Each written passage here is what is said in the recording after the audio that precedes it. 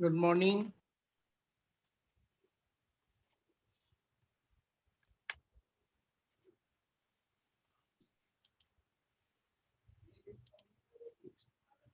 Myself, Himanshu Chawla, Joint Director from Delhi Electricity Regulatory Commission, would be delivering presentation before jury members related to our ensuring quality, accessibility, availability 24/7 of power at affordable price and parallelly focusing on the sustainable environment. Now, since electricity is a basic need, a very basic need. So how, as a regulator, DRC is ensuring its reach to every nook and corner of Delhi so that every connection is metered and all consumers of Delhi receive quality power. That means there are no voltage fluctuations, the voltage limits are within the voltage permissible limits as well as at the affordable price. Now, as a regulator, Delhi Electricity Regulatory Commission regulates two generation companies, IPGCL, PPCL, a transmission licensee, Delhi Transco Limited, and four distribution licensees, BSES Rajdhani, BSES Yamuna, and Tata Power, which are private companies, wherein we have 51% of their shareholding and 49% is the Delhi government shareholding, and one is the deemed distribution licensee, New Delhi Municipal Council. DRC, just a brief background about the organization. DRC was constituted by Government of Delhi in the year 1999, and one of the major function of DRC is to determine the tariff for all these seven utilities which was mentioned earlier. Apart from that, as a regulator, our thrust is to frame innovative policies related to green energy, focusing environmental sustainability, reducing pollution in the state, as well as providing affordable power to the consumers through competition, efficiency, and economy in the activities of electricity industry. Now, just a brief summary. I think one of the member is not there.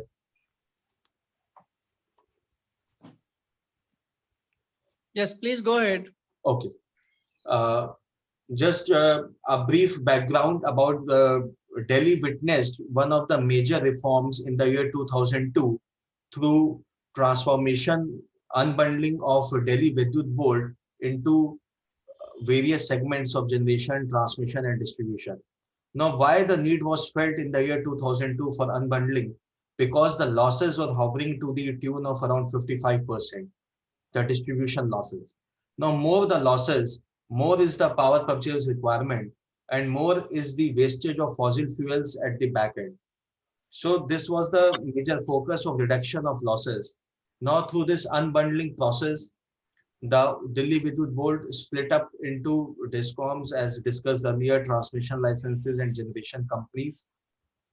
And this is the geographical demarcation. And now this is the output post reform. The losses which were hovering at around 55%. So now Delhi is at loss levels of around 9%, which is far much below than the country's average loss levels of 15 to 18%. Now, the lesser the loss levels, the lesser is the requirement of energy purchase, the lesser is the dependency on the fossil fuels, so which in turn promotes sustainable environment. This is the outage. Prior to the privatization, prior to the unbundling, the outage was very high in the Delhi. Now we can see very rare cases of electricity outage in the Delhi. Now, how we have come across through the reform process, we have certain upcoming technologies which we have implemented recently. Is one of the major technologies is smart metering. Smart meter is a dual communication meters wherein a distribution licensee can remotely disconnect or reconnect the consumer in the system without physical movement or manual movement of this. Even now, the meter reading, which is being done in a conventional practice in other states through meter readers, those bills are being issued through smart meters without any manual intervention. Now, coming on to the main agenda of green and clean power and focusing sustainable environment. Now, this has come across to the Millennium Development Goals, which is one of the 8 Millennium Development Goals of United Nations, is to ensure environmental sustainability. And to achieve this goal, we as a DRC sitting in the capital of India has focused on various innovative policies which has yet not been implemented by various states like virtual net metering or group net metering. Considering Delhi as a city, uh, as far as the geography is concerned, we have in-house installed capacities of around 226 megawatt of renewable energy, which is a green energy. So it reduces our dependency to that extent on various fossil fuel generation like coal, gas, diesel, etc. Apart from this renewable energy installation, we have also entered into various green PPAs, green power purchase agreements with various states which have abundance of green energy like Gujarat, Maharashtra, Rajasthan, etc. Now we have been our net metering regulations 2014. It has been recognized on international level. Even Brazil government has recognized it in the World Resource Institute report that they would be willing to adopt our net metering regulations. So what is so unique in our regulations is that the energy surplus, a consumer who installs a solar panel on its house, and if it is generating more than the requirement, so a consumer is being paid for such energy. Whereas in other states, a consumer's excess energy which gets injected into the grid is treated as lapsed. Whereas our regulations promotes, incentivizes consumers to get paid for that electricity, which in turn the consumers install more and more solar PV into the system. And as a result of which we have around 200 megawatt of in-house renewable energy in Delhi. Now, these are the two specific guidelines which I was talking about, wherein we are one of the pioneer regulator. And I don't think any other regulatory commissions has done it yet, is the group net metering and the virtual net metering. Group net metering is a very unique concept. For example, if a person has a house in South Delhi, whereas he has its industry in any other part of the Delhi, and he has installed a solar rooftop in its industry and wants to avail the benefit of that in his house in some other location of Delhi. So that commercial settlement is also possible. Whereas in conventional net metering projects, the net metering benefit is allotted to that premises only where a rooftop is installed, a solar panel is installed. Whereas in the group net metering, the injection point and the draw points are different and benefit can be availed within the same DISCOM in other premises also. Virtual net metering was the need of the hour. For example, if we come to a specific area of Delhi at Dwarka, which is having 110 societies, where there are no roof rights as such. So consumers living in apartments can be benefited by collectively prorating the share of the solar panels which is being installed. So these are the two major thrusts which we have implemented in 2019 as the first regulator. So even Indian Smart Grid Forum had recognized in the past the contribution of DRC in promoting and protecting the environment and distributed energy while formulating the net metering regulations. Now, apart from net metering, coming on to the basic retail consumer level, we have implemented various demand side management measures. Now, demand side management is basically focusing on two things: energy efficiency and energy conservation. Energy conservation is changing the habits of consumer. That is being implemented through behavioral energy efficiency program. And this program has also been recognized in one of the recent report of Niti Aayog. A consumer is receiving a separate set of paper in its electricity bill, as well as various tips are being received in its WhatsApp or in its email, whereas a same set of consumers is being analyzed and certain tips are being given to them on how they can save on to the energy, like frequent switching off their lights, or timing about their geysers. They can switch it off during the off-peak period and reuse it during the peak period. Another very important demand side management scheme which we have allowed, and it has resulted into 25,000 ACs replacement by highly efficient ACs. Now this has resulted into savings of around 6 million units of savings. If we translate it in terms of environment, so it is 2,300 million tons of carbon dioxide saving which we have achieved through the replacement of these schemes. So apart from these two major schemes, we have also focused large scale LED replacement schemes, BLDC, highly efficient fan replacement scheme. A conventional fan has a wattage of around 70 watts, whereas BLDC fans has wattage of around 40 watts.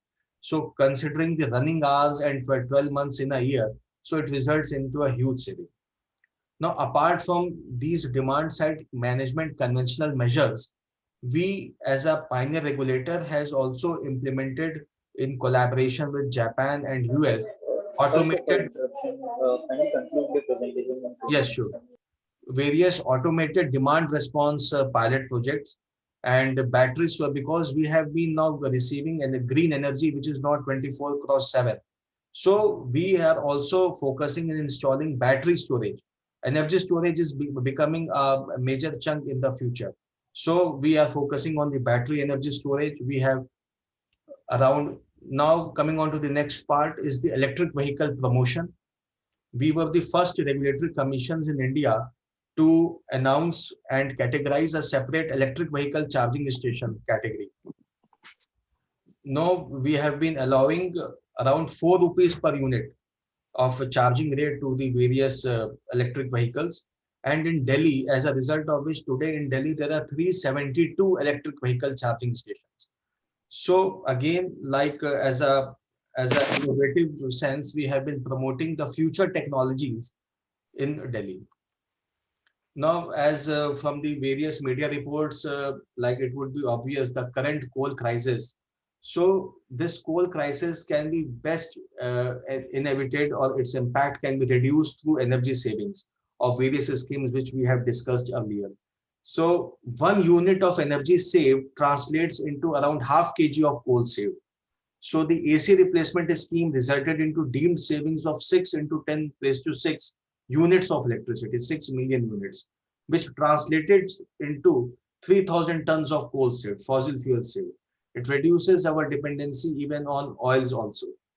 So DRC, Delhi Electricity Regulatory Commission, through various innovative policies, we are focusing on 24/7 power through energy transition from conventional power, that is coal, gas, diesel, to a more green power in our portfolio, which leads to sustainable environment.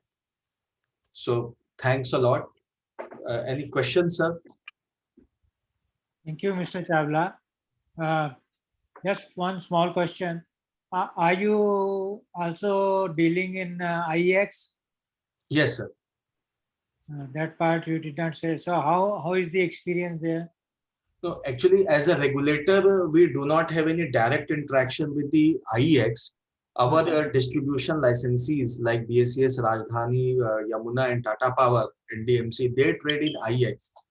IEX, sir, it's basically they have got license from CERC, Central Electricity Regulatory Commission. Now, very recent, if we can see, the prices of power at IEX have been around 20 rupees per unit. So that is because of demand supply mismatch it has happened. Correct. But the prices discovered at IEX are very transparent in nature through MCP and MCV concept. So, but whenever this demand supply constraints are there, the prices jump. But in the year 2008, even these prices were capped by CERC to 8 rupees per unit. Now the government is thinking on that same line, central government and CERC, to cap it even on today's current coal crisis. Okay. Thank you. I think Sharmaji may have more questions. Thank you, Chawla sir. Very good presentation. And in fact, I am impressed that you have implemented net metering very well. But my view is that it needs to be more popularized. net metering? Sure, sir. Actually, the problem in Delhi, what we are facing is lack of that much roof space. Like only the people living in South Delhi or North Delhi area have huge bungalows and all, which have a roof space where there the solar panels can be installed. But we are also coming up with another scheme. Delhi government has approved Mukhyamantri Kisan Aay Badhotri Yojana scheme, wherein there is a back-to-back agreements between farmers, developers, and discoms. So farmers will give their land to developers. Mainly, sir, Bhavana and Narela area, they have huge land is available. So in that process, when that land is there, so the developer now farmers are not having enough money to install the solar panels. So they will be entering into an agreement with developers. Developers will be installing the panels. Meanwhile, government will pay certain, since the scheme is Kisan Aay Badhotri Yojana. So government will pay some amount to the farmers to give their land on lease to developers. Developers will install the panel and discoms will enter into PPA with developers to get that green power. And this whole system has our approval, DRC approval. And on that panel, we have also, like in the scheme, there is 3.5 meter structure is also there. So first there will be 3.5 meter structure over that panel. So this tractors can also move beneath the panels and agriculture, small type of agriculture activities can also be done. And So- Mr. Chawla, there is one more concept that was popularized a few years back, that is of solar tree. Means vertically you can arrange panels on a pole so that it doesn't require much surface area and the vertical space can be utilized.